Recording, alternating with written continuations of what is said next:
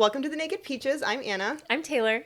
It's good to be back. I know. So we're coming to you from the past because we record a week before the episodes come out. So to us, it's been 2 weeks since the last time we recorded because last week was 4th of July.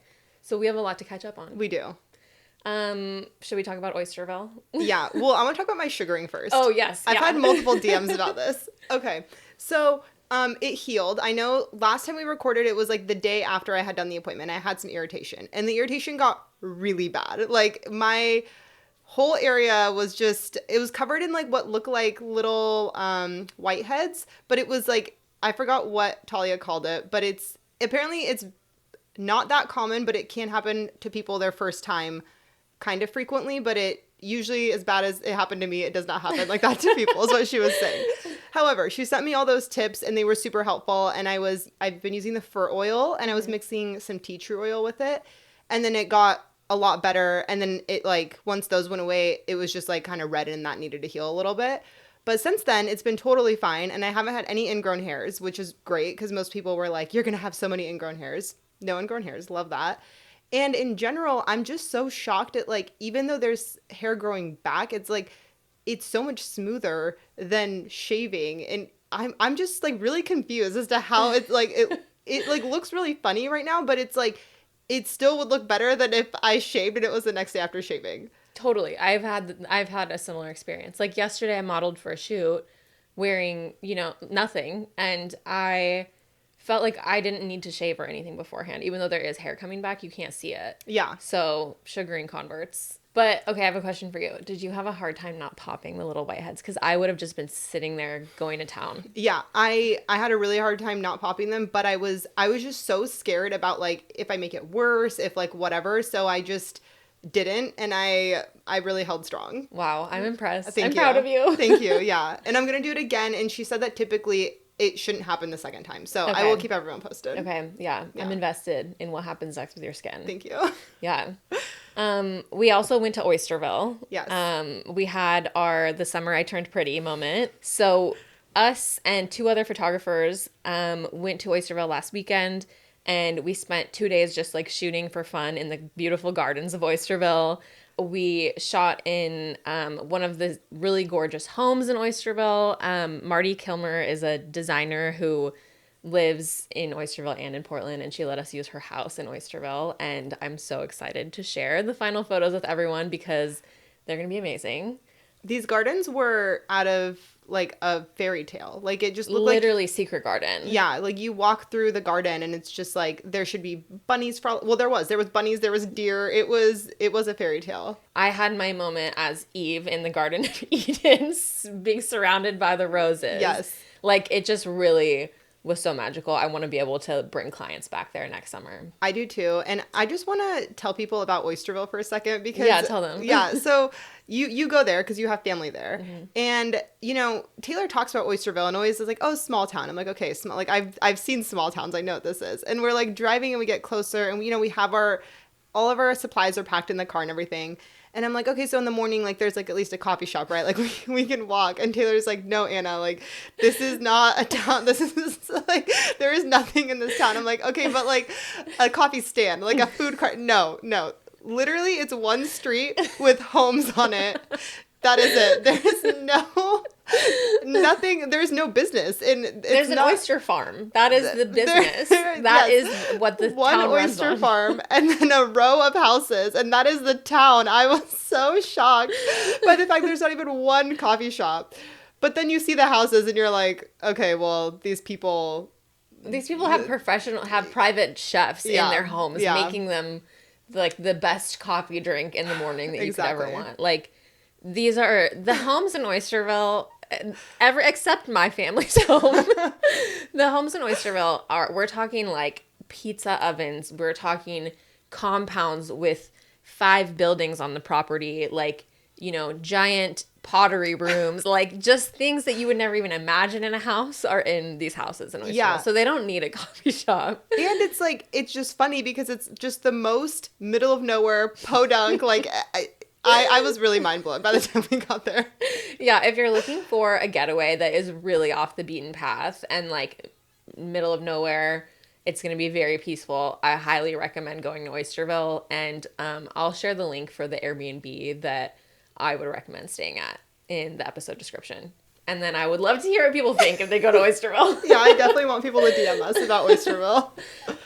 There's also, like, apparently, like, politics and drama with, like, bringing in e-commerce to Oysterville. I learned about this because I went to the oyster farm to get clams and a baguette, because that is what I always get. They give you, like, melted butter. You dip your baguette in it. You dip your clams in it. It's chef's kiss, you know? And they're like, we can't have baguettes anymore because the bakery got shut down. And there's lots of political drama in Oysterville. Wow. So that's part of it.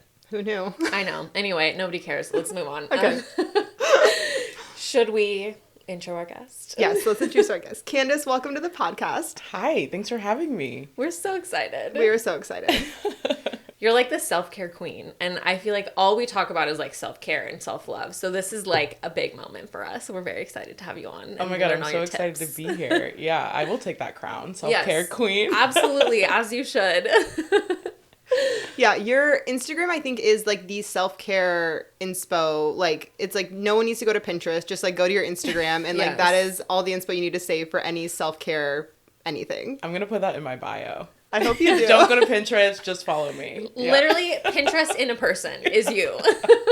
Thank you. Have you always been like that? Have you always been like a self-care girly? Or is this like a more recent journey for you? I think it depends on what you describe as self-care, right? But in terms of wanting to indulge in things that like keep me feeling relaxed and happy, probably yes. Like I think all of us to an extent like want that in our lives. I think it became like more of a buzzword in terms of like Instagram speak, but like, yes. Yeah, I think probably at all times, like from when I was like little, I always like enjoyed just like bubble baths and like, you know, like putting on makeup and like just doing things that like made me feel like cute and that I enjoyed doing. And I always loved traveling as a kid too. And so I think there are like little facets that I just took with me from like growing up that then I just expanded and turned into an online career basically. I love that. I mean, that's the dream. Yeah. I'm like, how do I keep doing all the things that made me have fun as a kid and like just continue that into adulthood and that's make money like from so it? healing for your inner child. Yeah, too. totally. Yeah. I want to know your top ways of like, because obviously like you share a lot on your Instagram of like what you do, but like your top ways of self-care that are like just the little small luxuries you can do like every day to make yourself like happier overall. Yeah. And then what are like the big things for you that's like these are like the important things that I like splurge on for my self-care? Totally. And I think that's such an important question because I think when people think about like self-care, especially when it's like a quote unquote influencer speaking about it, a lot of times you think of things that are unattainable, unapproachable. But if we're really getting to the nitty gritty of just general things that I do, putting my phone on do not disturb and keeping it on like a timer. So around like 9 p.m. my phone automatically goes on do not disturb. So I don't have like all these notifications and like ringtones blaring at me when I'm really trying to relax and have downtime before bed.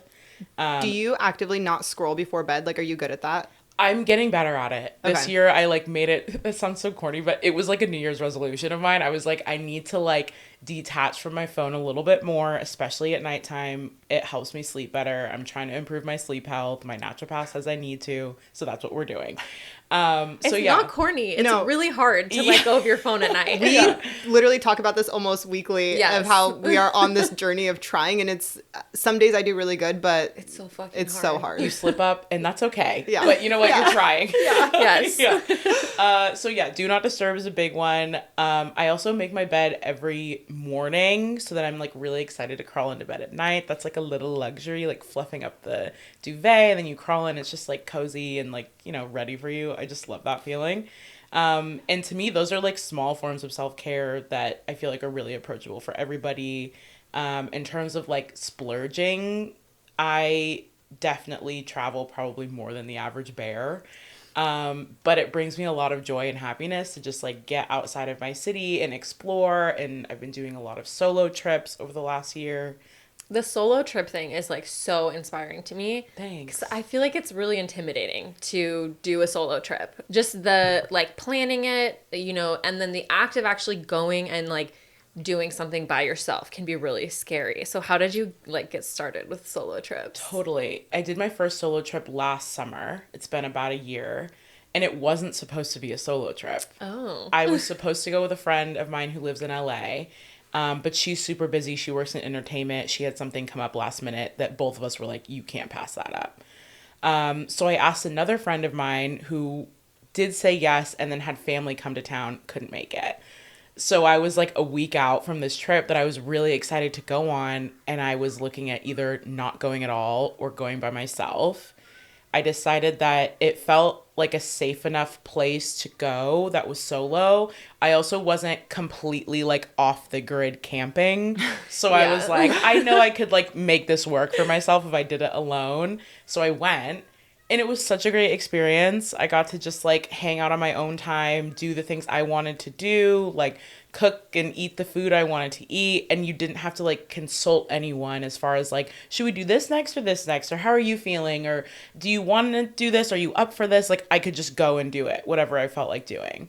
And that was really empowering. And I felt like this is a really good example of like not having to wait for other people to do the things that you're interested in, explore the places you want to explore. So I just started doing them more, and it's been really fun. I've done like half of a dozen at this point in the last like year. Wow, that's so cool. Mm-hmm. Where did you go for that first solo trip? Yeah, the first one was at Cedar Bloom Farm, which is this incredible, it's out just past Ashland, so it's in Medford, but it's in this plot of land that's on like sacred grounds, and it's like essentially they do like a women's retreat every year, so it's like that kind of vibe. Okay. But people can camp there, and then they have these little like huts. They have A-frames and domes on the property that you can stay in. And they have like a communal kitchen and a sauna and like 2 different spots that you can access the river and just swim, and it's just like really healing, safe place to be. Yeah. I loved it, and I want to go back. I've been trying to go back, but they're so like booked and busy now. I like can't get it. Wow. Like, dang. This sounds amazing. Yeah, everyone should go. That sounds like the perfect solo trip too, because it just makes you want to like bring a book and be alone and like That's exactly what I did. I like read, I did paint by number, I did like yoga on my little A-frame deck, I swam for like 12 hours one day, like just like hung out at the river all day. Like it was amazing. Oh my god, this sounds like a dream. Yeah 10 out of 10 recommend. Yeah. This last weekend when we did our Oysterville trip, the team came up with me and then they left and I stayed. And in my mind, I was like, this is a solo trip. I'm going to have this like peaceful time, but I'm like with my family, and like that is not like peaceful. No. It's not relaxing. Like love them to death, have so much fun with them, but like I do not feel like rested and relaxed on that trip. So this is like the solo trip that I need to take. It's just inspiring me. For sure. I'll send you the link. Please do. Maybe we could all go together, but like separate. Yeah. We'll just pretend it's a solo trip. Yeah. I love that. But we'll all be there. Yeah. I need to ask you about Europe because I know you were just there recently. And I was just there recently too, but I have not been to Amsterdam. Like I've flown through it, but I haven't spent time there. And you were posting about how like that was the one place where you're like, this would make me like leave Portland. I could actually move here. Mm-hmm. And my 5-year goal is to move to Europe. Like I am ready. I want to go, and I need to hear like about Amsterdam and what made you decide that. Oh my God, I loved Amsterdam. But first, wait, I want to know, where did you go in Europe? This time we were in Italy, and we did the Amalfi Coast, which I agree, overrated. I'm so sorry that you had to experience overrated. That as well. We did do Ischia though, which was like near Capri, and that was incredible because it was not busy at all. Like we didn't really see very many Americans there. A lot of Europeans were on vacation there, and it just like it was great. And I wish we did more of the trip there versus at the Amalfi Coast. That was just too much. I'm just going to be the one to say it on the podcast. The Amalfi Coast is a scam. I know so many girlies that are like, I'm going to do my honeymoon there. I'm getting married there. Don't do it. You will come back a divorcee. Like, I cannot explain enough how bad that experience was in Amalfi. So...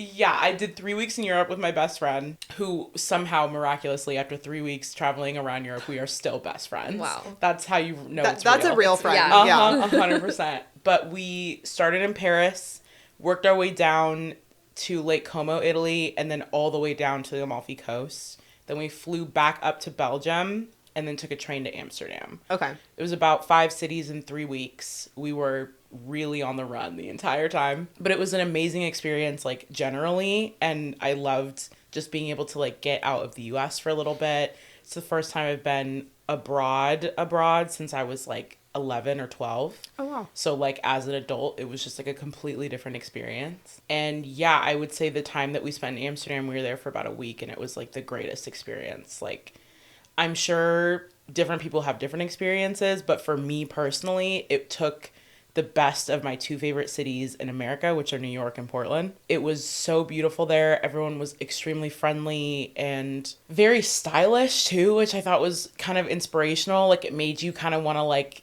step it up a little bit whenever you went out. I feel like all of Europe is like that. Like, people just care more about, and to be fair, in some places in America, you have that. Portland, no. Not so much. Not so much here. New York, yes. Yeah, totally. And so, which is why I was like, I got a New York vibe, but I also got a Portland vibe because it's so green there. It's extremely walkable. There are amazing parks, and the bike culture there is insane. Everyone is biking. Everyone. Like, there are cars, but just as there are, like, 2 lanes for cars, there's a lane for bikes, like, every street you go through. Wow. The canals are also incredibly gorgeous, and they've done an amazing job at, like, keeping the city restored. So similar to Venice, Italy, Amsterdam is on a canal system, but Venice, as we know, is sinking, and Amsterdam is not, because they've done an amazing job at just, like, keeping the entire city intact. I need to definitely spend more time there. It's, like I said, I've flown through it a lot, but I've never thought to just, like, stay there for a couple days and then continue on with my trip. But all the photos I've ever seen of it look incredible. And everyone that I've talked to about it has only amazing things to say about Amsterdam. Yeah, and it's just so open. I think a lot of people make jokes about Amsterdam because, like, things are legal there that, like, just are not in the US, and people think that, you know, people just like to go to Amsterdam to party or whatever. Yeah. There obviously is an element of that. We didn't go out while we were there. It just didn't align with the dates. Like, we just weren't really there on a weekend. But I think it also adds to a culture of just, like, openness that the US just doesn't have. And I think people are just a little less afraid to, like, be themselves or try new things. And there's also a culture of safety built around that I think is really admirable. So, yeah, we loved it. I want to go back. I'm already kind of planning to try to go back, like, in the spring or summer of next year. So. Oh my gosh. That's like, I feel like if you just went and you're planning to go back, that's really like a testament to how amazing it was. 100%. I loved it. I did the same thing with, like, New York. And so that's how I feel like when I know I'm really into a city is when I'm like, when can I go back? Totally. So, yeah. We have this dream to open a studio in Europe. And I feel like everything you're saying is like, yes, Amsterdam would be a good place to open a studio. I 100% agree. And if you ever need somebody to just, like, be there when the studio is being built and oversee things, I volunteer as tribute. Say less. Perfect. Don't know anything about opening a business overseas. Don't know anything about building codes, but I will just look things over and say yes or no. You're hired. Yeah. Okay, great. You can be the Amsterdam tour guide for clients who come there and need, you know, to be shown around the city. Great. Yeah. I do know, like, based on my 7 days in Amsterdam, roughly, like, 2 really solid neighborhoods. So I think we're off to a good start. Yeah. This is a really good business plan. We should take this to Shark Tank. Yeah, I think they would invest. I really do. Did you like Paris? I thought Paris was fine. I love New York, as I said earlier. Paris and New York to me are, like, almost interchangeable in some ways. Yeah. People will probably roll their eyes at me for saying that. But I really felt like the attitude of the people in Paris is similar to the quote-unquote attitude of people in New York. Totally. People say people in Paris are rude. I didn't find that to be true. I felt like people in Paris just sort of, like, know what they want, and they, like, don't shoot the shit. Like, they just are very to the point. I don't find that to be, like, rude at all.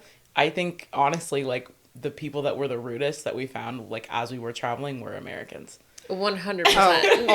It's so embarrassing when you see other Americans when you're traveling. God. I have the crazy story. We were in Brussels on the train to go to Amsterdam. And when you're on the trains, sometimes I will admit it can be a little confusing, like, just to make sure you're on the right one. There's not a lot of signage. This one was very straightforward. It, like, could not have been more straightforward. There were, like, signs pointing to an escalator that took you up to the platform that told you exactly where you were going and, like, when it would be leaving. I don't know how easy. What more do you want? Exactly. So when you get on the train, it's not assigned seats. You just sit anywhere you can, like where there's an open seat. My friend and I found our seats. We just sat down. We were ready to go. This American guy, probably like early 50s, gets on the train. He is in a tizzy. He is having a morning. It's also like 9:30 a.m. Yeah. So like really just starting off the day. He looks so flustered. His hands are in his hair. He's just grumpy. And he's just yelling. He's like, where am I supposed to sit? You know, and he's clearly just waiting for somebody to have to like hold his hand and explain to him like, you can sit anywhere you'd like. That's what you do. And he's pacing around the car. He doesn't know what to do. And he's like, well, I don't know where I'm supposed to go. And then finally, a kind stranger who's kinder than me, because I just sat and watched this whole thing happen, came up to him and was like, you can just sit anywhere. You don't have to have an assigned seat. Anywhere that's open, you can sit down. Yeah. Yeah. So then he found a seat and quieted down. But I mean, it was just, you know, I think I get why people don't want Americans over there. 100% fully understand it. Yeah. Do you try to learn the language at all before you go to a place? I like attempt. I really do feel like after this last trip, I need to make more attempts because the lengths that like everywhere we went, Italy, Paris, like everywhere, they were speaking English. There was never a language barrier. They really have it dialed there for us, which I think is very admirable and very kind. But yeah, I mean, I know a little Italian. My family's Italian. And so I knew enough to sort of like get us what we needed and to be like courteous and say like thank you and hello and stuff.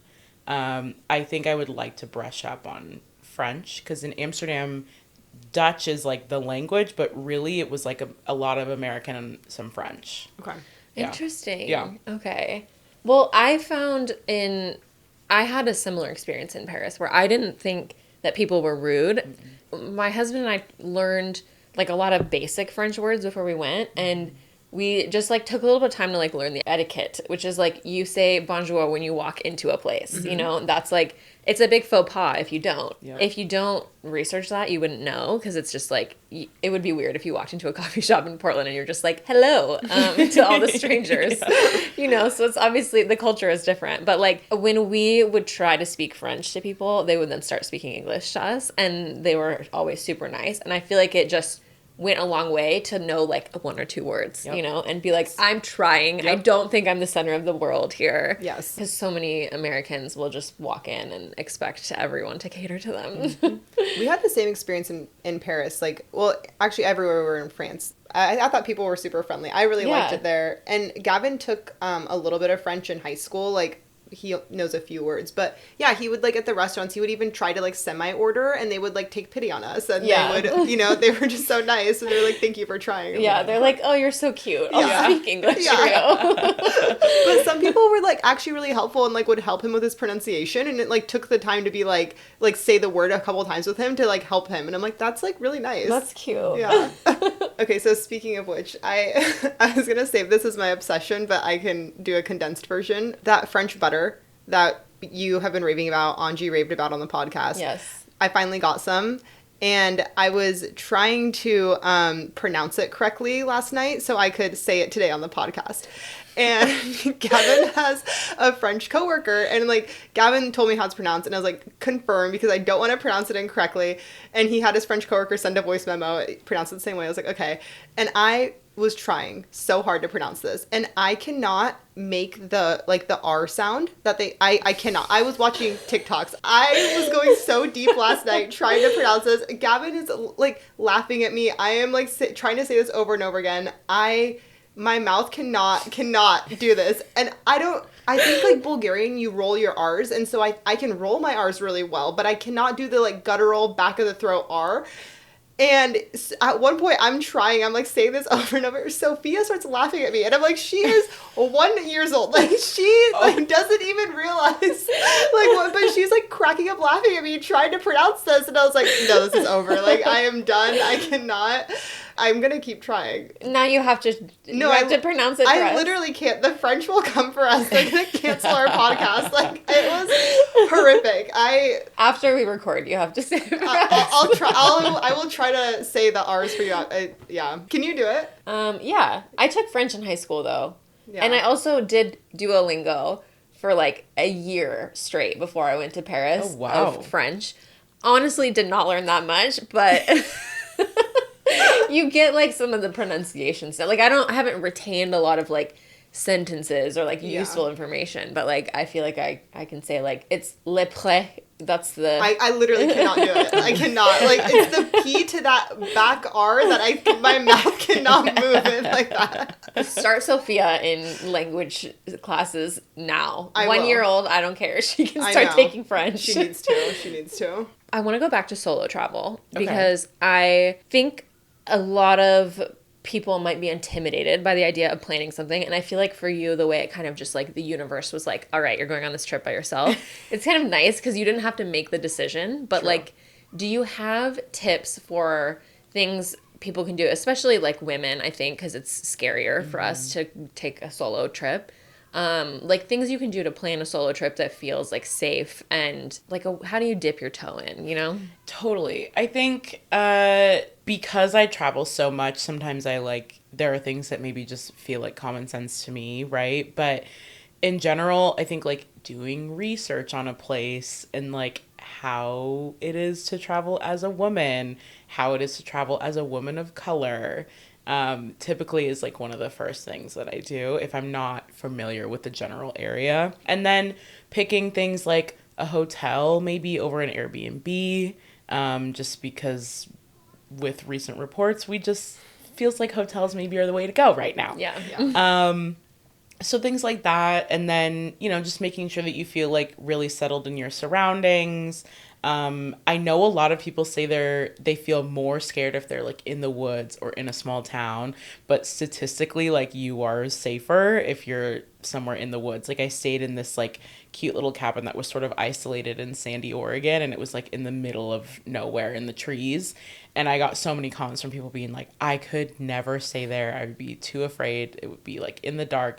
But honestly, like there are less people around to be able to mess with you if you're somewhere that's like a little bit more desolate. Yeah. And it's also quieter and you just have more space to roam and like do you really. So I feel like those are like a few ways that you can just sort of like keep safety in mind. Totally. But also like if you're not sure you want to do a whole solo trip, you could do like a trip with one friend and then like maybe you guys sort of like do an afternoon of activities by yourselves and then you come back at dinner and you like talk about what your days were like, right? Like that's a good sort of like small tidbit to get some solo time in. I think the general messaging should just be that like you're able to have a little bit of time to yourself to like reconnect, to tap into trying new things or a hobby or something that you haven't been able to because you just don't have that time to yourself. Mm-hmm. That's such a good tip because I feel like there's so much pressure when you go on a friend trip to like agree on everything all the time. And like, it's really hard to do that. And I feel like taking a little break is a nice way to be like, okay, we're not going to get sick of each other on this trip. 100%. I feel like doing everything all the time together is how you come back from a trip without friends. Like, Yeah.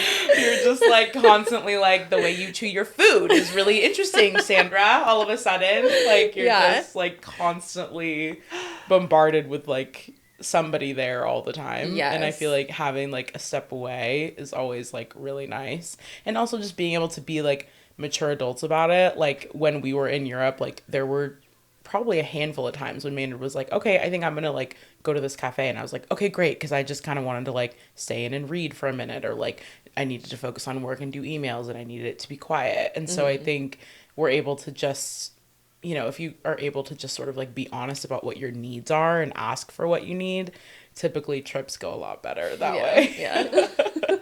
I think it also helps if you really make sure that you like vibe with that friend before. Like, I wouldn't try to test a friendship on a trip together because that sounds like a recipe for disaster. No, do like little. And the reason I knew that Maynard would be a good person to do this Europe trip with was because we did like multiple weekend trips away. And then we did multiple trips on a plane, like to New York, to Chicago together.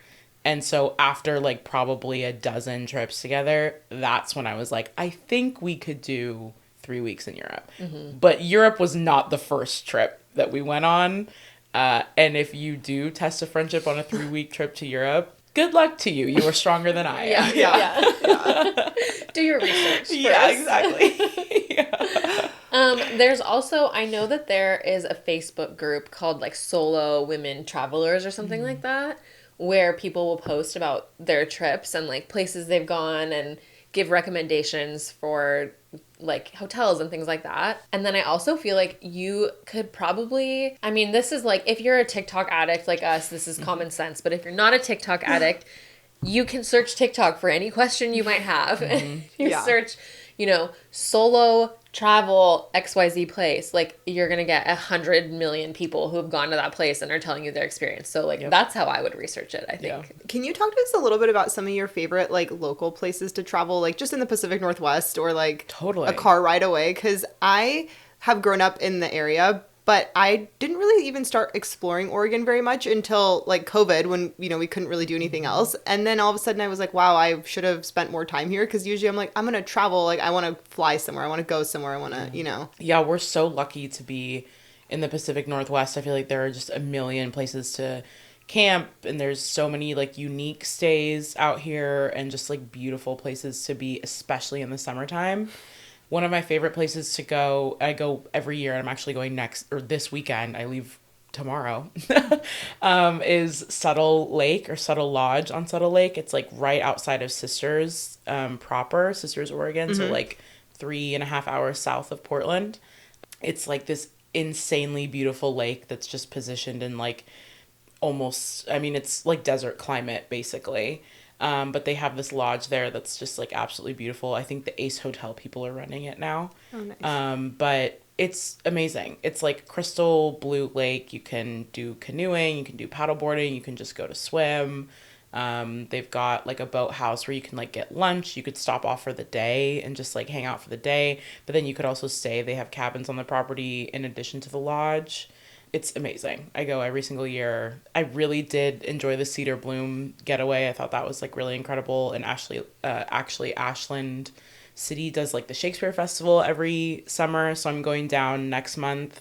And that's like a really fun sort of getaway that you can do with girlfriends, with family.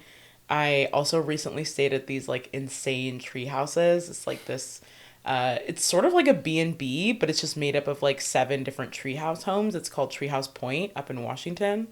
It's about like 30 minutes outside of Seattle proper. Okay. That's just like a super unique stay. It's on a river. You can stay in like different treehouse styles. And then I did a trip up to like Vashon, Washington, which is this really beautiful island. It's so pretty there. Yeah, it's incredible. And yeah, you like take the ferry ride out there and you can like hang out on the beach. And they've like done a little bit of updates to the town like since COVID. So there's like breweries out there now and some like really fun, cute places to stay. And Have you seen the lavender farm out there? No. The one time I went there, we stayed on the lavender farm. It was like, yeah, like she rents out her house and it's like this beautiful lavender farm below and this gorgeous yard, prettiest view. Like, why haven't we done a shoot there? I know, we should book it. We need to. It was incredible. And like the room that we were staying in was kind of this like, we had like a big friend group that went. And so we were all kind of like sleeping in all these random rooms. And ours was like right next to the room where she dries all the lavender. So it smelled like a spa. Like all night I'm sleeping and like just lavender essential oil smells. But it's like the lavender is drying like next door to my room. That's amazing. Yeah. Yeah, no, I haven't actually gone out there in like proper summer. Mm-hmm. The last few times I've gone, it's been like early spring or like fall. So I feel like I just had no idea that there was even a lavender farm out there. I mean, the tree houses seem amazing. Yeah. Are those really hard to book? Honestly, not really. It depends on when you want to go. Okay. I think it's like busier in the summertime, obviously, but it's still a really cozy place to go in like the fall, I think. I was actually looking at the tree houses recently. Okay. And they still had some availability for like September, October. Yeah. Oh, so okay. They're not like booked out forever. I mean, September is the new August in the Pacific Northwest. Truly. Now. So true. Yeah, 100%. Yeah. I know. I feel like you can book a summer trip like through October. Yeah. And it's going to be You'll relatively be warm. Were you talking about Stanley Tucci? I do talk about him sometimes. Like his travel show. No, you in our email exchange where we were talking about the podcast, I remember you said like Eugene specifically Levy's travel show. Oh, he has a travel show? So Stanley Tucci has like a cooking travel show where he goes around and like tries different cuisine, which is also incredible. Yeah. I am a Tucci fan as well. Who isn't? Exactly. After I saw Easy A, that was it for me. Or Devil Wears Prada, also iconic. Yeah. But Eugene Levy has a new travel show called The Reluctant Traveler. And it's sort of about how he's older. I think he's like in his 70s now. He is an actor, so he's affluent. I think he's just used to sort of like going to an all-inclusive resort and like calling it a day. And this travel show sort of like tests his boundaries and puts him in really luxurious places, but like immerses himself in the culture. So the first episode, for example, he goes to Finland, and you know, they're like the happiest people on earth as far as like studies go. And so he's like trying to figure out why that is. So he like does dog sledding and does cold plunging in the lakes of Finland, like the ice cold lakes, and eats like Finnish cuisine that's like like from farm to table essentially. It's just a really interesting take on somebody who maybe isn't used to putting themselves out there in terms of traveling, and then like watching them sort of transform as the episode goes on in terms of like making them do different things and putting themselves out there. But it's also kind of funny because he's complaining the entire time a little bit. But yeah, it's really cute and a charming show. It's good. It's on Apple TV. I really want to watch this. Yeah. I feel like everything on Apple TV is good, so I trust it. They are killing it lately. Yes. I'm like, I kind of might cancel some things so that I can like start Apple TV. Because you know how once you buy one, then you have to buy the other. I don't want to buy like 7 different streaming platforms. I'm going to like stick with my like top 3 to 4. Mm-hmm. And Netflix has been making me mad lately, so maybe they'll have to go. I know. I feel like Netflix is on its way out. They're really trying it with this whole like household thing. I'm like, you guys, enough. I know. Let us live. Yeah, you're canceling your best shows. You're just giving us reality TV all the time. And now you're going to make everybody pay for their own thing? I don't think so. I know. Apple TV. Apple TV is making the show for lessons in chemistry, which I'm really excited about. Either of you read this book? No. What is that? It's like this book that came out last year. It's so cute. It's just about this like female scientist in the 50s and the struggles she faces trying to be a woman doing anything besides staying at home. Yep. And she ends up having a cooking show, but she's using like science to explain cooking, and she becomes this like sort of inspirational feminist figure for the people who watch the show. And it's like just kind of like a cutesy little like beach read. You could read it in like a day. I love that. Okay. It's really cute. And Brie Larson is going to be the like starring in the show on Apple TV, so I'm very excited about that. Okay. Yeah. Well, another one for Apple TV. Yeah. I have a couple of shows I need to watch. You do? I'm still trying to get her to watch Succession. So it is next on my list after I finish The Bear. But I'm right there with you. I haven't. My queue is long. Yeah. It is growing by the day. Well, you're busy traveling. It's hard to find time to just watch. While you're traveling, you could like download a couple things and watch. But I just am like so bad at it. So then by the time I get home, I'm like, I'll start it tomorrow. And then I feel like there's worse things though than to be like, I'm not watching TV all the time. Yeah. I know, but I love TV. That's like my other love is just like TV and movies. Yes. Like I'm a total cinephile. Like I just love like going to the movies alone too, which maybe that's like another solo adventure. But it totally is. Yeah. But so I feel like I'm like, I want to like be in the know. I want to know what people are watching and be able to chat about it. You know? Yeah. I love to just be in the conversation. Yeah, exactly. Yeah. Like I missed the whole Succession thing. Yeah. I got to wait for the next big show. Well, maybe you guys can like tandem watch it. Yeah. There you go. You and I like discuss. Did you see? Yeah. I think we might be the only 2 people that haven't watched it. Yeah. Are you on season 2 of The Bear yet? Yeah, we just finished season 1 last night, so I will be very soon. Okay. Yeah. I will say the beginning of season 2 is a little slow, but you'll get into it. I'm just finished the first episode of season 2 last night. Okay. Oh, okay. Yeah. Did you feel like it was kind of slow? I thought it was interesting. Yeah. I don't know. I didn't think it was that slow. I feel like that show is not slow in general. Yeah. So it's slow for The Bear, but like normal pace for every other show. Totally. Like the Receipts episode, the to-go launch episode. Oh my God, I was so like having stressful. a panic attack the entire time. I was like, this is insane. I know. Like as a business owner, I was like, I would actually pass away. I would die and you would never see me again if that happened to me. I will say, I love the scene when he knocked off the printer and just like threw it into the wallet and it just stopped, and I was like, this is like a really good thing to think about sometimes, where it's like sometimes this like hell that we're like trying to deal with, it's like you can just literally like I can just turn off my phone sometimes and I'm like, and it's gone. It's fine. I don't see it. It's not happening. I mean, there are like, I know it's not like actually gonna fix it long term, but there are certain things where I'm like, sometimes the fire hose doesn't really need to be a fire hose, and like you really can just be like, bye. Yep. It's so true. It's so true. I experimented with turning my phone on Do Not Disturb during the day this last weekend. Life-changing. Really? Yes. Okay. Like, just, when I was like, feeling like there's really a lot of notifications happening here, and I am feeling irritated. Yep. I'm just going to put it on Do Not Disturb and I'll deal with it later. I do not realize how much those notifications, even if I'm not opening them, if I'm just looking at the screen and seeing, okay, a text, a Slack message, whatever, they like take up so much space in your mind, and like it was really freeing to have my phone on Do Not Disturb during the day. Highly recommend. I do it when I have to be on my phone doing something, but it's all coming in and I'm like, I can't even focus on the task at hand. Like on my phone, I can't even focus because I'm seeing all these other things. So yeah, I do agree. That is amazing. Yeah. And then you probably don't get that issue of like, you're trying to post a story and then you get a notification and then it switches you to your other account. Yeah. And then the story that you tried to post is gone. I also turn off all my Instagram notifications except for comments. So like so-and-so followed you, so-and-so liked your post. Those don't ever show up ever for me. Cause I'm just like, it's too much. It's a lot. It is. Yeah. Yeah. That's smart. I don't have them on either. I can't function with them on. I'm like, it's too much. Yeah. I get like the summary where every like twice a day it gives me like a summary of my Instagram activity, and that's still too much. It's not necessary. Yeah. You're opening Instagram enough during the day to not need notifications. I'm gonna see it eventually. Like, give me the daily report.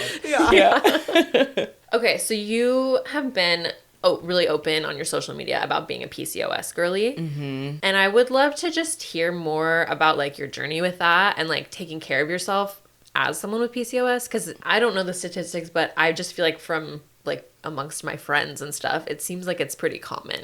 Yeah, the official statistic I think is like 10 to 12% of women. I have a sneaky feeling it's quite a bit higher given our healthcare system and how they typically treat women. It's also it seems to be very prominent in women of color. So with that in mind, I also feel like the official number is a lot higher than what they're saying. But yeah, I'm still very much sort of like in that position of figuring out what my body needs. But I can remember as little as like 11 when I like first was dealing with like period stuff and symptoms, that I had cramps that were so bad that I would break into a cold sweat and like basically pass out. At 11? That is so scary. Yeah, so scary. And I think, I'm 28 now, so it's been years and years of dealing with this. But I think I realized something was wrong when I was probably closer to like 19, 20. It obviously didn't seem like anything was right, but when I really thought there was a problem, I started growing like thick facial hair like around my chin. And every time I say this, I always have like, there's always one girlie that's like, oh, I get a couple whiskers here and there. No, girl. This was like full beard was like growing across my face. Very thick, very dark, and it was to the point where I was shaving like daily, sometimes twice daily, because I would get like that like 5 o'clock shadow. Oh my God, that must have really taken a toll on your confidence too. It totally does. And, I'm like very body positive in terms of like, whatever you want to do, like that does not affect other people, why can't you do it? But for me, like, that's not what I wanted to look like, and that's not what I wanted on my face. It was also very uncomfortable and very painful. You can get ingrown hairs, it would leave hyperpigmentation. So then that also caused a lot of skincare concerns for me. Then you also just deal with like really painful bloating, like really heavy bad periods, like kind of crazy mood swings, like depression periods. So there was just on top of the beard I was growing, there was also just a lot of like emotional mental tolls that I was taking. So I think in the last like 2 to 3 years is when I really started trying to take action and figure out what's going on. I started going to an electrologist who like is a literal angel. And just walked me through the step of like removing the hair. So if you're not familiar, like electrology is the only permanent source of hair removal that they have. Like laser isn't completely permanent.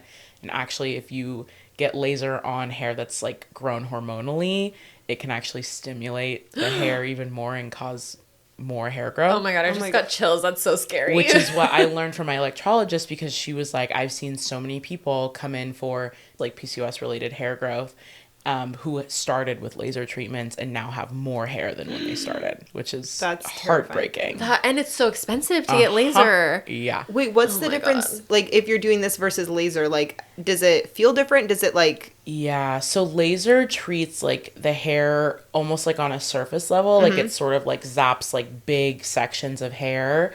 And laser targets pigmentation, which is why it's not really great for like women of color. The darker your skin, the harder it would be for you to get laser. In fact, someone who's my skin tone, they don't even recommend you get laser at all because it probably wouldn't work on you. Wow. Or it would cause a lot of burns because it would start targeting your skin rather than the hair. Even like lighter hair, I've heard too, where it's like even if you're like lighter but you have lighter hair, it like there's not enough contrast basically between the skin and the hair for it to get. So basically, only works if you're pale and you have dark hair. Like sort of. My arm, basically. Yeah, like it, yeah. That's a pretty narrow exactly target market. Yeah, they're still working out the kinks, I guess. So electrology it's like a thermo needle basically, and so they insert the needle hair by hair, follicle by follicle, and it targets the hair like individually, and you sort of like it uses like a thermo heat sensor to like zap the follicle down to the root of the hair, and then it kills the follicle so the hair never grows back again. Wow. So it sounds painful. It feels like bee stings in your face.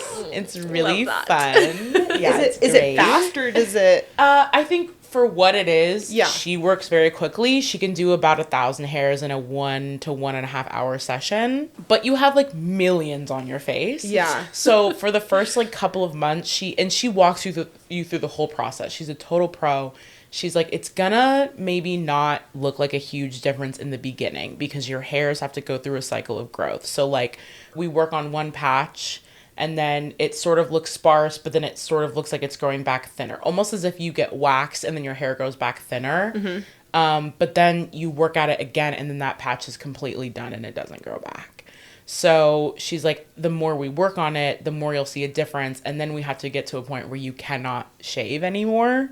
Oh. Because we have to target all the hairs that are growing, and I won't be able to know if you're shaving them off, like which ones need treatment, if that makes sense. And so I was super nervous for that. But by the time we got to that point, I basically stopped shaving before she told me to stop shaving. I had so few hairs and they were so fine and thin that it would take like weeks for me to really see a difference in the hair growth versus before I started treatments, it would be hours. We also like started the treatments like sort of like while the mask mandates were happening. So I could heal. And like I could sort of grow out the hair and like heal. And in that period I was wearing a mask. So it was just like not really an issue for me. I would 10 times over do it again. Like it was incredible. I'm still sort of doing treatments, but they're getting like fewer between now because my hair isn't growing. And so she's like, yeah, I think we're going to have to start scheduling you out like 6 weeks. And I'm like, but I miss you. Yeah. Like, what do you mean? Yeah. Did you get any irritation like right after the session? Like would it make you break out or anything? Very rarely did I have a breakout. Okay. I would say like once every 10 sessions there would be like a little whitehead or something. It doesn't really make you break out. I think the issue with darker skin is hyperpigmentation and scarring. So it would be a good thing if you are like a woman with a darker skin tone, especially to see examples of how darker skin has been affected by your specific electrologist. So ask them for photos, and if they don't have photos of darker skin, then obviously don't go to them. Red flag. Yeah. I mean, your skin is like She's glowing. Yeah. Thank you. I also don't have any makeup on today. Which really? Are you serious? Yeah. And so I'm telling you, she's a miracle worker. She's great. Wow. Yeah. This is so interesting. I had no idea laser wasn't always permanent. Yeah. So laser, I think, is like never really permanent. I think it's like 10 years or something. It damages the follicles just enough that it like really takes them a long time to come back. But that's after like a ton of treatments, a lot of money. And again, like if it's hormonal hair, so like the hair on your arms, whatever, but like facial hair growth, not great to get laser done. Yeah. And I have heard if you get pregnant or go through menopause and have a big hormonal change that comes with either of those things, then it can make the hair grow back where you got laser, even if it's not necessarily like a hormonal spot, just because your body's hormones change so much. Yeah. So it would suck to invest all that money and then have all your hair come back. Yeah. Did any of yours come back after you had a baby? I think so, but so I got like laser on my face, but I had gotten it on my mustache in high school because it was like a very bad mustache, and I was very... And kids are mean. Kids are so mean. It was really horrible. Yep, I get it. And then as an adult, I was like, it had been like about 10 years, and I'm like, I'm going to do it again. And I was like, I should just do like my whole face and not just my mustache area.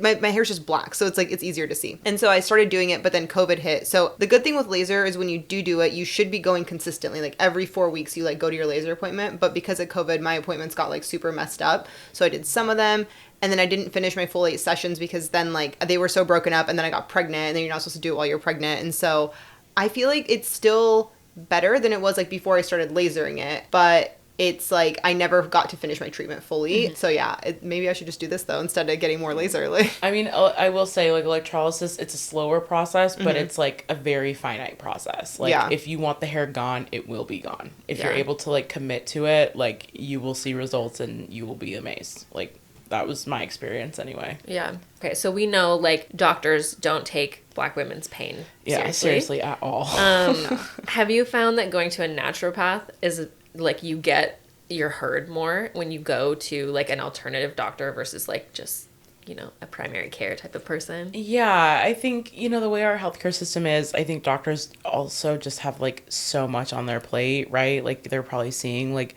30 patients in a day sometimes. So like not to discredit doctors, I'm working in tandem like with my doctor and a naturopath and an OB.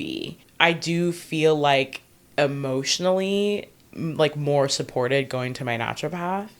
I definitely feel like in terms of trying to like heal the root cause of something, my naturopath is definitely more interested in doing that rather than just like handing me something that would be like a cure or a mask for the symptoms. Prescription to something. Yeah. Exactly.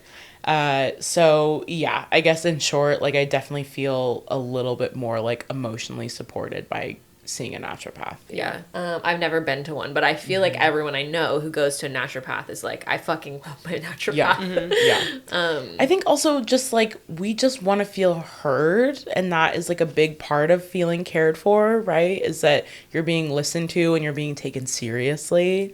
I think if someone is just sort of like, okay, try this. See you in a couple weeks. Tell me if it worked or not. You're just sort of like, okay, I waited 2 weeks for that appointment. It was a minute and a half. I have this bottle from the pharmacy. We'll test it out.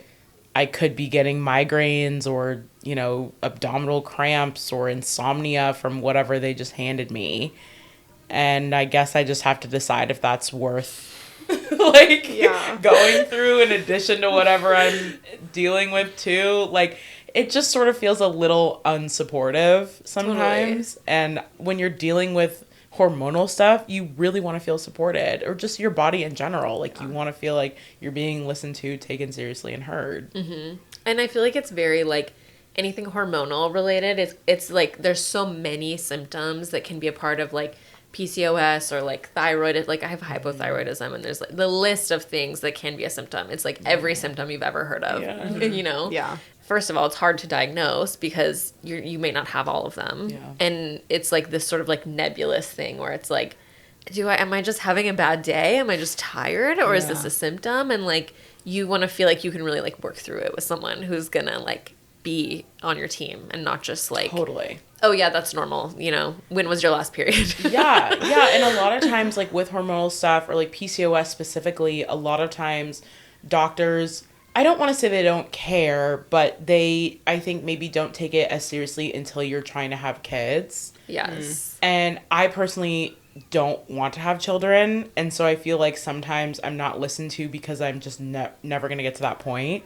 They're like, it doesn't matter. You're not trying to get pregnant. And you're like, okay, but I'm still like a person bloated and in pain and throwing up. And you know what I mean? Yeah. And so I went to one OB a few months ago. I don't go to her anymore, but essentially I was like, these are the symptoms I'm having, and now I'm having really painful bloating on top of that for like a week and a half, and like my pants don't fit and like everything hurts, and it sort of feels like an alien is like crawling its way out of my stomach. What's going on, you know? Yeah. And she's like, oh, well, if your periods are that bad, like, let's just like load you up with an Nexplanon and just, you won't have a period. Ugh. And I was like, the problem is not that I'm having a period. The problem is that they are painful and I don't know why. Like, is it just the PCOS? Do I have endo? Do I have fibroids? Like, what can we do to figure that out? You know? And she's like, I'm just team no period. So like, let's just like have you not have a period. That is so scary. So scary. Yeah.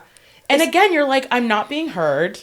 You're just sort of like throwing me something that you feel would be a cure-all. You don't know how it's going to affect my body at all. Like, I was just like, okay, I'm going to go talk to somebody else, perhaps, maybe. I don't know. Yeah.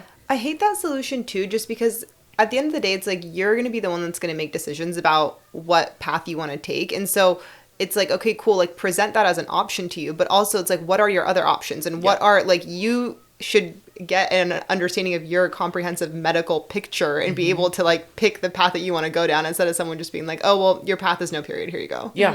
100%. Yeah. Yeah. So with a naturopath, I definitely feel like I have more options because they're being told to me. Yeah. If you don't know what you don't know, right? So like I could do a bunch of research, whatever, and like attempt to bring it to my doctor. But at the end of the day, if all they do is say like, here's a Nexplanon, no period for you, you're kind of like, well, all right. Yeah. Yeah, that is so crazy to me that was like the solution. Especially when I feel like we're in an era where everyone is realizing like how much we all hate birth control and how much of a scam it is that we've been forced to take it our whole lives. I was literally talking about this with like my group of girlfriends 2 days ago because we all discovered that none of us were on birth control because it was so terrible for either us or other women that we knew. Yeah. I was on birth control for 9 months when I first was having like PCOS symptoms, like around like 15, 16, 17. I felt so insane. I was having the worst migraines. And then I'd never really experienced anxiety up to that point. And all of a sudden I was having all of this like symptoms of anxiety, like sort of like dreaded feelings of dread. And I like, you know, start researching the birth control that they put me on. And the number one on the forum, it was just like my anxiety was so bad when I was on this pill. And I was like, that's it for me. I'm done. We're not doing this anymore. Yeah. It's insane. So crazy. It's so insane. I had another friend in middle school that was on Yaz, that one that was like proven to give girls like strokes. Was that also the blood clot one? Yes. Yeah. Okay. Okay. I'm like, I don't remember this. Like a handful of girls like passed away because they were on this birth control. Yeah. This is so fucked up. Yeah. I feel like it's just so crazy that there is a birth control for men out there that exists. And it's nobody ever talks about it. Most of them haven't gotten approved because in the trials, the men complained too much about the symptoms and the side effects. The men were tired, had migraines, and were bloated. I'm like, oh. Yeah. That's What's so that wild. like? Imagine. Whoa. I have been off birth control for a long time. And I, like, when I got off of it, I immediately, like, just noticed a general bloating just went away. Like, and I was so shocked. And I've really been happy off of it. And like after I had the baby, like a few months later, it was like my OB was really like, okay, like what are we gonna do now for birth control? And I was like, well, like this is what I'm doing, but like I'm not getting back on like a pill or like, you know, whatever. And she was like really like tried to like talk to me a lot, and I was like, listen, like lady, like we're just like I'm not going down this like I was like, I get it, like but do you have stock in the pill or something? I mean, like why are you pushing it so hard? Yeah, literally. Like, are you on like the birth control chamber of commerce? Like what's happening? I know. Like I remember talking to one OB a while back, and when I had first gotten off like years ago, and I was like, okay, well, you know, we are using condoms and we are pulling out right now. And I'm like, that is what I'm doing for birth control. And she's like, okay, but the percentages is like blah, blah, blah, blah for like pulling out. And I'm like, I just told you we're using condoms and we're pulling out. And I was like, what is the percentage for that? She's like, I don't know. And I'm like, okay, like, I don't want to have this conversation with you. Like, it's like, I'm not, you know, like. Get me something that doesn't make me feel insane. Yeah. And maybe I'll consider it. Yeah. But in the meantime, this is working and I feel great. So, case closed, Your Honor. Yes. The other thing that I feel like they really love to push is the IUD. Yes. And it's like, how many women do you know who are like, I passed out when I was getting my IUD put in. I went into shock. Like, just the stories. It's traumatizing. So painful. Yeah. So painful. And they give you nothing for the pain. Yeah. You just have to deal with it. And it's just like, why are we acting like this is like this quick, easy solution that works for everyone? And I had a friend who had it put in, had a terrible experience with it going in, and then slowly it started to reject itself from her body. No. And so she was just like bleeding out for like days until finally she went back in and they were like, we need to take this out like right now. You know, and then you're like, okay, interesting. I felt forced to do this and now here we are. Yeah. It's just not, it's not the vibe. It's not. really, the girls are not having a fun time. Yeah. It's really not it. At all. Also, I didn't learn this until I was literally trying to conceive my child, who was a planned baby. But like, after you ovulate for the rest of the month, you cannot get pregnant. And I was like, I was 31 years old when I learned that, you know, which is like, we don't teach women a comprehensive like sex education, and it's all you get taught is like, if you have sex you will get pregnant, therefore you need to be on birth control. Yes. Yeah.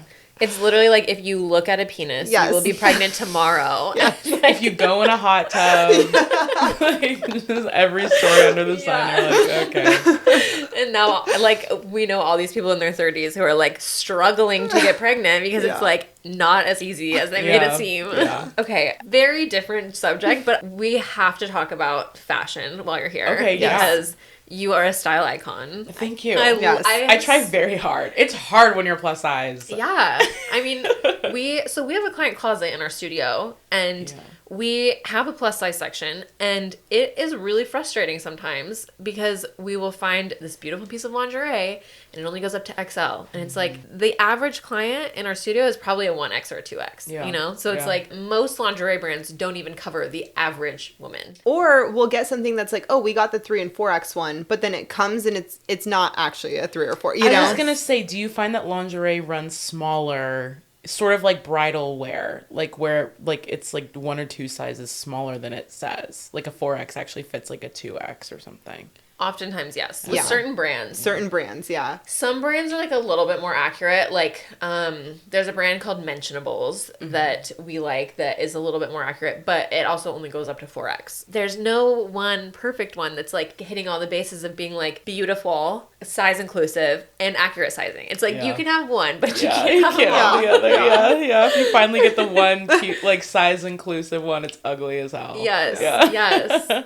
But yeah, I would just love to know about, like, you know, your favorite stores, your favorite brands, like tips you have for plus size shopping. Like, I just feel like you've done the research. And it's tough. I work really hard to find like brands that I think are going to be like fun and like stylish, because I do feel like I run into that problem where it's like, if it's plus size, they like just make it ugly for no reason. Literally. Or there's like a plus size version of a straight size outfit and it's just like just different enough that you're like, I hate that. Why would you do that to me? I feel like in the plus size community, there's always like funny jokes about how everything has like a cold shoulder. Everything has like a weird lace pattern or is like a weird floral. Yeah. Just purple. Like peplum. Lots of purple. Yeah. Just really insane. So yeah, it's tough. It's hard to shop, but I shop on ASOS a lot. I recently found a couple of things on like Showpo that I'm kind of interested in, so I might shop there a little bit more. But I do try to be mindful of like the fast fashion thing. It's really difficult when you're plus size. Like, I will say that. Like, it's like not as easy. You cannot just like walk into a store and like find something that will inevitably fit. I think it's also like similar as like thrifting, right? Where like if you walk into a thrift store and you're a size like 6, even size like 8, you're pretty confident that you could find something like in the men's section, maybe even in the kids section, depending on what the fabric is, that would fit you. That's not the case when you're like a plus size person. Your options are just like whittled down. I even had an experience with like a clothing rental company where it was like, you have 50,000 options and then you narrow them down to like a size 16, 18, and all of a sudden you have 500 options. And you're like, well, damn. Yeah. Yeah. But there are brands that do things pretty well. And also just like looking at certain fabrics, like, you know, determining if like a stretchy fabric will fit a little bit better than something that's like a tighter fabric, you know, that sort of thing. But my friends own this brand called Saluna Collective that is like my saving grace. It's like beautiful modern clothes that's like made sustainably and ethically, and they're based in Portland. Oh my god. Yeah, it's like checking all the boxes. And women of color owned. Okay, like we big love. slay. Yeah, so my friends Audrey and Michael own that brand, and they make the coolest stuff. Like I have this pair of like waffle pants that every time I wear them, somebody's like, "Where are these pants from?" They also make these like really cool like two-tone jeans that are like white on one side and like this sort of like terracotta or auburn brown on the other side. They make like amazing tops. I have this dress from them that's like, it's sort of like, it's like a knitted rib, but it's like a terracotta brown with like a lighter sort of like terracotta color like in between the ribs. So it just looks really nice, and like, I hate the word flattering, but it like hugs a figure really well no matter who's wearing it. I love a neutral, so this brand sounds really great. This sounds right up your alley. I'll send you a link. You'll love them. But yeah, they make amazing stuff, and they just opened a shop on North Williams in Portland. Oh my gosh, So, yeah. we need to go check it out. Yeah. They also sell stuff like through Madewell and just their like online stores. Good for them for growing like that's awesome. Yeah, that's so cool. Wow. We love to see a Portland business winning, especially woman owned, especially women of color owned. Yep. Yes. Yeah. So they're like my number one for sure. I also shop like Girlfriend Collective for like activewear stuff. They're great, and honestly, Parade has been like kind of great for like undies and stuff. Like they're kind of cute, you know. They make like good basic stuff. Yeah. And they're pretty size inclusive. I think they go to like a 5-6X, and it feels like pretty true to size, I want to say. We've never ordered from Parade, but that's one that we need to try. They're pretty good, and they have like fun stuff, like fun colors and stuff. Yeah. Okay, I think we should do our obsessions. You think? Yeah. Okay. Well, since I already gave mine away, mine is that butter, that French butter. Have you tried it? Is it the one with the sailboat on it? Yes, and there's like the sea salt flakes. Yes, yeah. I have been dying to try it because you have been raving, Andre's been raving. Finally, we got some, and incredible. Like, I've just been eating it every day. Like, I would just cut myself slices of bread and like put it on there. It's like a snack. It's so good. I love it. You know, I tried radishes with butter on them because I feel like I see the French girlies doing that, and I was like, I don't really get it. Okay. I would rather have bread. Yeah, I really wanted to get it. A radish, it's not hitting the same. It's giving like beet, you know? Yeah, like I'm not a rabbit. I don't know. It just wasn't. I wanted to love it, but I didn't do it. Speak for your me. truth. Speak your truth. Okay, my obsession this week is I've been on a hunt for a new pair of like straight leg-ish jeans because all my old ones don't fit me, and I had been doing this thing where I would like leave them, the ones that didn't fit me, in my closet, put them on, and then be like, this feels terrible, and try to wear them anyway, and just like be miserable all day. And like it was just like this horrible roller coaster that I was on. So I decided to order a couple new things to try, and Madewell has like a curve line that is like for people with bigger hips. And I've ordered some stuff from that line before that fit me when I was like a different size. So I ordered a couple pairs of these jeans, and they are the perfect vintage curve flare jeans. So they're not truly a straight leg, but I think that a lot of the time when you have big hips, straight leg jeans kind of can look like skinny jeans, and flare jeans can kind of look like straight leg. So they look kind of like a straight leg, even though they're flares. And they're super comfortable. They don't do the thing that the Abercrombie jeans do, which is give me like a wedgie that goes like into the deepest crevices of my body. I'm really excited about them. It's really not the season to be buying jeans, but here we are. I needed a pair that fit. So you always need a jean. You always need like a good staple pair. Yeah. And like I love these like wide leg jeans that I'm wearing right now, but they're not appropriate for every occasion. And so I'm just like really excited to have a pair of jeans that fits. That's my obsession this week. Yes. Oh my god. Yeah, congrats. Honestly, jeans can be really hard, especially if you're ordering online. You're like just crossing your fingers until they arrive. Yeah, I know. The struggle. Yeah. That's why I will order the same jean in like 3 sizes, you know, so that it's like one of these has to fit, you know? And even then sometimes they don't, but like I'm trying. I almost always order multiple sizes when I shop online because it's not like even brands I really love. Like I just feel like the sizing just isn't. You can't trust it. You really can't. It's yeah. Do you have an obsession? Okay, I do have an obsession. It's not a product per se, but on the topic of the French butter. Yeah. A place that sells that French butter is Negociant on Northwest 21st. I love that place. You can get the butter there. Okay. Just a heads up. But you can also get so many amazing little market items. It's a little restaurant on Northwest 21st across from Cinema 21. And it's like sort of like Frenchy Italian vibe. Mm-hmm. They have like an adorable little menu that has like incredible sandwiches on it. They have an amazing pastry case that has everything you can want. They have like an olive oil cake, like a really yummy macaroons, like just so good. Very dangerous. Love it. Mm-hmm. And then they also have a little marketplace that has like all these artisanal drinks and like tin fish and French butter. And they have a whole gelato section. And then on Wednesdays, they do this thing called Wine Wednesdays, and they have a little wine tasting in their back patio. It's so cute. It's my favorite place. I've been there 4 times in the last month. I love this. I didn't know that they had a back patio because I've sat like on the front, like on the street side of it. Yeah. But if you go through the door, I think they maybe only open it on the Wine Wednesdays or something. Because I went on like a Friday once and the door was closed. Okay. But it's such a cute place. Do they have like take and bake things too? I don't think so. Okay. I think it's just like you could get takeout there, but I don't think it's like take and bake vibes. Okay. I love going to Montelupo Market and getting like the take and bake pastas. Have you had their tiramisu?